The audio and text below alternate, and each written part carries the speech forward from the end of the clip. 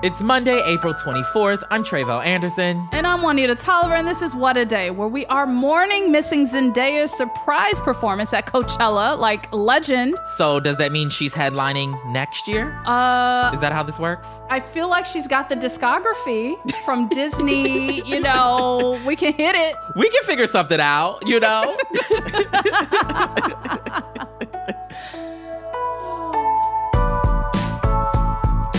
On today's show, the U.S. military has evacuated embassy officials from Sudan's capital of Khartoum. Plus, Lizzo showed up and showed out in Knoxville, Tennessee this past weekend, and she brought all the girlies with her. She absolutely did. We love Lizzo on this show. But first, let's start with an update in the story we've been following about access to the abortion drug mifepristone.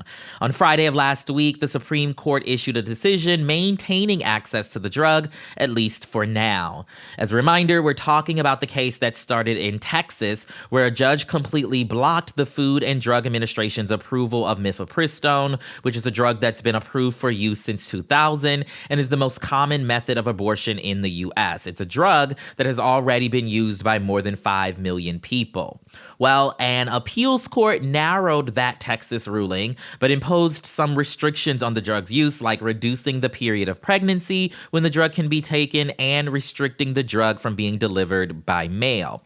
So the Justice Department then appealed that decision to the Supreme Court, which gets us up to speed to last Friday. That's when, less than a year after they reversed Roe versus Wade, in a 7-2 vote, the court decided to preserve access to mifepristone for the time being, meaning access to the medication will likely remain unchanged at least into next year as the appeals play out. When I heard the news, Trevel, I was delightfully surprised because I'm expecting the absolute worst from these conservative justices. Absolutely. But you mentioned that it was a 7-2 vote. So who do we need to shame? Well, no surprise here. Justices Samuel Alito and Clarence Thomas, tomato. I will save you the mental gymnastics that Alito went through in his 4-page dissent. As for the Biden administration's response, though, in a statement, President Biden said, quote, "The stakes could not be higher for women across America. I will continue to fight politically driven attacks on women's health. But let's be clear, the American people must continue to use their vote as their voice and elect a Congress who will pass a law restoring the protections of Roe versus Wade." Now, of course, just a small reminder here that abortion and reproductive rights are not just a women's issue, right? Plenty of other people who are not women deserve and need these rights. But Biden's point about electing the right people still remains true, and we need to keep that in mind for sure. I'm so glad the Biden administration fought for this access and extra emphasis on your point that it's not just a women's issue, because I think that needs to be said repeatedly. So what happens next in this case? Well, the case is kind of on a fast track. Now that the Supremes have set rules about access to mifepristone for the time being, the case will continue on its path through the courts. The Fifth U.S. Circuit Court of Appeals has already announced that it will hear arguments in less than a month, starting on May 17th. Now, no matter how the Fifth Circuit rules, the likelihood that the case will be back at the Supreme Court is hella high. So we'll be talking about this one for some time to come, I am sure. Right. And I think the arguments are going to sound a little interesting when it gets back to the Fifth Circuit Court of Appeals, because expect a lot more energy from Big Pharma, expect a lot of more emphasis on FDA authority. So stand by for more on that. But in other parts of the nation's capital, the debt ceiling drama is heating up as President Biden and Speaker McCarthy are at opposite ends of the negotiating spectrum. In one corner, because this is like a real fight, y'all, in one corner, McCarthy swears that the House is going to pass his proposal. But given his history with votes, that doesn't mean he actually has 218 votes in his pockets. Y'all remember how many rounds for him to become Speaker?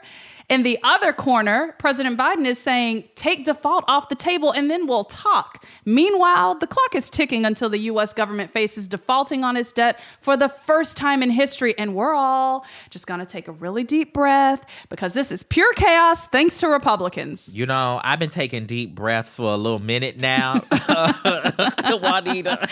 For 7 years. Listen, okay? Like, my God, today. So break it down for us. What exactly is McCarthy proposing at this point? McCarthy's given the same old GOP playbook of bump regular people, let's get tax cuts for billionaires, and I'm not exaggerating. In the bill dubbed the Limit, Save, Grow Act, McCarthy wants to cut climate change investments that were included in the Inflation Reduction Act. He wants to block student loan forgiveness, and that's making my eyes big, add work requirements for Medicaid and food stamp recipients, cancel health care for veterans that was included in the American Rescue Plan, and that's just a few of the cuts that he and Republicans want to make. On the flip side, they of course want to sweeten the pot for big oil and fossil fuel companies. Not to mention, McCarthy only wants to raise the debt limit through March 2024, so we'd be right back here in this position in 11 months. In McCarthy's mind, this is an excellent starting point for negotiations. And he's scoffing at the idea that President Biden isn't willing to come to the table yet. But the reality is that it's McCarthy who's being ridiculous right now. Not only did McCarthy vote to raise the debt limit 3 times under Trump, and he didn't make a single demand, but it's like McCarthy is rejecting the reality that raising the debt limit is actually about paying the bills on money that the government has already spent. You know, this situation reminds me that, like, you know, you don't have to be smart to be an elected official. Period. You just got to get the votes. We got some fools, okay, in these offices. Now, how exactly are President Biden and the Democrats reacting to McCarthy's proposal? So Biden has been on Republicans' necks about the cuts they want to make since the State of the Union back in February, when he called them out for wanting to cut Medicare and Social Security. I mean, the president made that proposal so toxic, the Republicans can't go near it now. But even last week, the president made it clear that as soon as McCarthy and Republicans take default off the table, he's ready to talk, no problem, and that makes complete sense to me.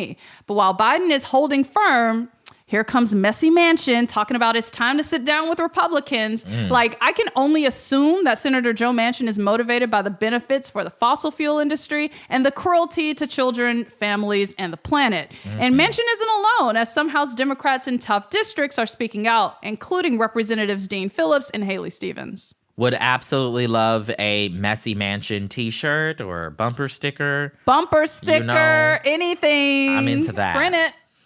So now, at the end of the day, does McCarthy's bill even have a chance at passing when he brings it to a vote this week? I mean, I'll say this. The future is dark. It's pitch black for this bill, because not only does McCarthy have to whip up the votes in the House this week, but there's no way this bill is going to make it past the Democratic-controlled Senate and onto Biden's desk. What I think is more likely to happen is that within the next few weeks, President Biden and McCarthy will meet for the first time since February, but we better brace ourselves for this going down to the wire. Of course, we'll keep following this messy drama as it unfolds, but that's the latest for now. We'll be back after some ads.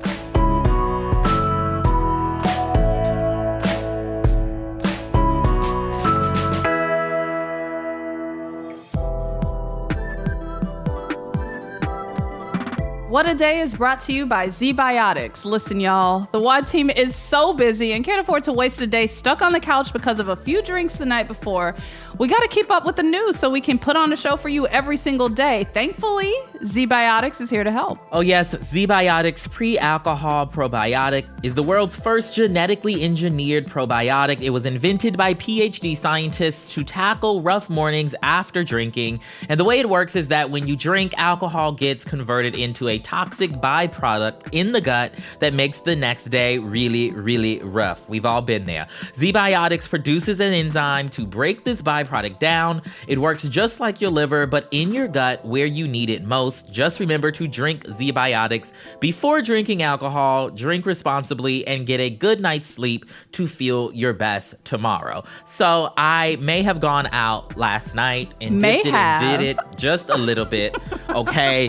And let's guess what? I did not drink my Z-Biotics, okay? And I regretted it the next morning. Nightmare. Because Z-Biotics, I promise you, okay, it will, let's just say, cover all your bases in case you are out and about on the town, if you know what I mean. I'm into it so much.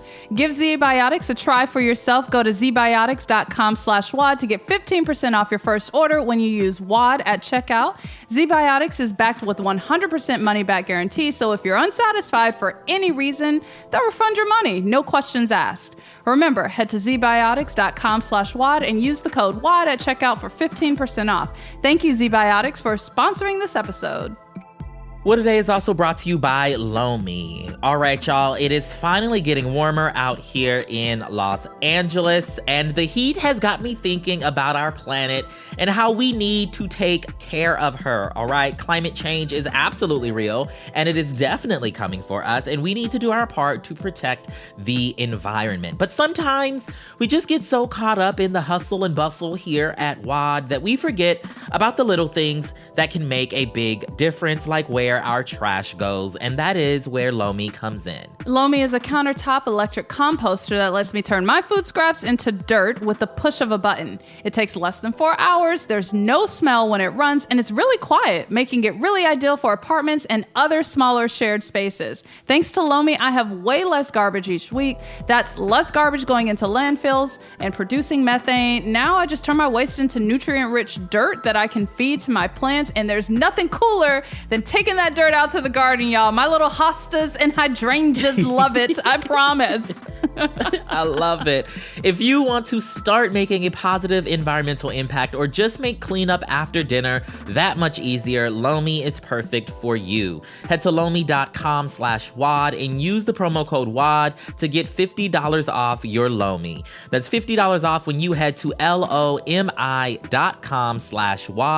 and use promo code WAD at checkout. Food waste is gross. Let Lomi save you a cold trip out to the garbage can. What a Day is brought to you by Field of Greens. If you're looking to keep up with your New Year's resolution to eat better and stay healthy, Field of Greens is here to help. Absolutely. Unlike other watered-down fruit and vegetable supplements, Field of Greens doesn't use extracts of common produce department fruits and vegetables with few health benefits. It's a whole organic fruit and vegetable supplement backed by a better health promise. I promise my husband also loves this. He's drinking a glass right now as we record this ad. But each ingredient in Field of Greens supports vital organs like heart, lungs, and kidney health, as well as your immune system, blood pressure, and metabolism. Get started today with 15% off. Visit fieldofgreens.com and use promo code WAD. That's promo code WAD at fieldofgreens.com. Now let's wrap up with some headlines. Headlines. First, we have an update on the latest out of Sudan. The U.S. military evacuated American embassy staff from the country's capital of Khartoum Sunday morning, local time. Helicopters flew in from Djibouti, about 800 miles away, to evacuate just under 100 U.S. government personnel from Sudan.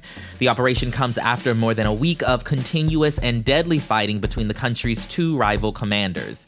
An estimated 16,000 U.S. citizens remain in the country, but officials say it's too dangerous to evacuate them at this time. In a statement released Saturday, President Biden said operations at the U.S. Embassy in Sudan have been temporarily suspended and called for the quote-unquote unconscionable violence to stop.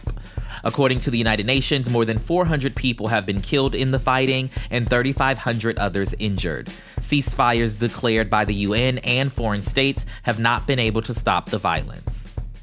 3,000 migrants have begun what they call a mass protest procession going north from southern Mexico. The walk started yesterday when migrants began the roughly 750-mile trip from the southern city of Tapachula, Chiapas, to Mexico City. They're asking for better treatment and an end to migrant detention centers. This comes after a detention facility caught fire last month in Ciudad Juarez, killing 40 migrants. Organizer Ireneo Mujica told the Associated Press that the migrants are demanding for the country's National Immigration Institute to be shut down, some of whose officials have been charged with homicide in the Ciudad Juarez fire. Among the migrants walking are people from Central America, Cuba, Venezuela, Ecuador, and Colombia, some carrying infants or children in strollers along with them. This is a protest that needs as much attention as possible because the people who died there, the migrants there, were treated horribly. Yeah. It's inhumane, it's harmful, they deserved better, and migrants in general deserve better. Absolutely. German government officials reached a deal with one of the country's largest transportation worker unions on Sunday, securing a pay increase for 2.5 million public sector employees. We've talked on the show before about how German transit workers have been organizing strikes and walkouts amid high rates of inflation that have driven up the cost of living across Europe. And this deal comes after millions of rail workers walked off the job last month for 24 hours, bringing the country's transit system to a standstill and marking one of the biggest strikes in the country's history. Yesterday's deal with the Verdi union averts a longer all-out strike, but negotiations aren't over yet. EVG, another major transportation worker union, is still negotiating with the government for higher pay. And the Verdi union is still negotiating with the country's airport companies to secure better pay for their security workers. In fact, the Berlin airport canceled all departing flights today to accommodate a warning strike led by its security staff. And finally, for some good gay news, in a stunning show of allyship, the legendary Lizzo brought out a group of drag queens for her concert in Knoxville, Tennessee on Friday to protest the state's pending anti-drag law. You'll remember that in February, Republican Governor Bill Lee signed legislation restricting drag performances in public or in front of minors, classifying them as quote-unquote adult cabaret shows. It would also charge performers with a misdemeanor for breaking the law or a felony for a repeat offense. A federal judge temporarily blocked the law from going into effect last month, but the move is part of a wider effort by GOP lawmakers to target queer Tennesseans. Among those who joined Lizzo on stage were RuPaul's Drag Race alumni Aquaria, Candy Muse, and Vanessa Vanjie Mateo. The queens all wore vibrant colors to create a rainbow, dancing while Lizzo performed her hit song, Everybody's Gay. Take a listen to what she had to say to the audience that night. I was told by people on the internet, cancel your shows in Tennessee, don't go to Tennessee. But why would I not come to the people who need to hear this message the most? Why would I not create a safe space in Tennessee where we can celebrate drag entertainers and celebrate our differences? Lizzo better do it. That's all I gotta say. She better do it. Come on. Absolutely. You know, Lizzo's one of those people, you know, one of those celebrities who like legitimately make an effort, right, to like make good on all these things that she professes in her music, and bringing out this like stage full of drag queens in this state that is going through what it's going through. Such a great sign of not just being an ally, but also being an accomplice, right? And like using this moment, your platform. Giving the Tennessee governor the middle finger. Like, that's what I'm here for. Like, 2 middle fingers to Bill Lee. Absolutely. We love Lizzo. And those are the headlines. That is all for today. If you like the show, make sure you subscribe, leave a review, support your local drag queens, and tell your friends to listen. And if you're into reading and not just Lizzo lyrics about gay rights like me, What a Day is also a nightly newsletter. Check it out and subscribe at crooked.com/subscribe. I'm Juanita Tolliver. I'm Tre'vell Anderson. And everybody's gay. I'm so here for it. Again, extra points to Lizzo, because I can think of like friends who live in the area in Knoxville, and they're queer and overjoyed that she's there. They're overjoyed she's doing this. So keep sprinkling that rainbow beauty. Absolutely. Queer love everywhere. Glitter for everyone. Yes.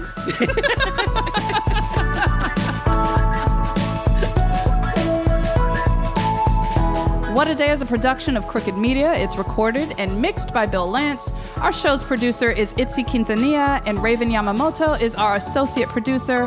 Jossie Kaufman is our head writer, and our senior producer is Lita Martinez. Our theme music is by Colin Gilliard and Kashaka.